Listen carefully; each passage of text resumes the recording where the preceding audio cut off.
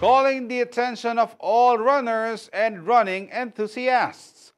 Makasadyaya pong marapat pasibayo ang New Clark City Marathon, king Kapas Tarlac, king daratang a May 19, 2024. Api na ini ang second edition na ning running event, kaya rin na ning merapat half marathon anyang Disyembre ning milabas sa banwa.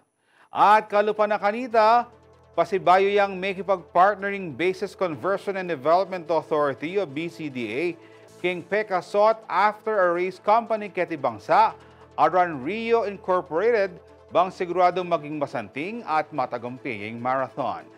Get a chance to be a part of history, uling apin pa mo iniing pormerong full marathon king New Clark City agpang king BCDA.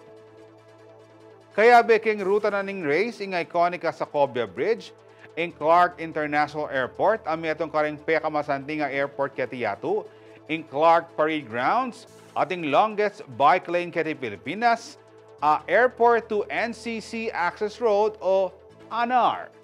At bistaman kanu at uphills laring ruta, sigurado naman kanong mamotivate laring runners, area niya yung race, pauli na ning scenic view ang karelang dalanan.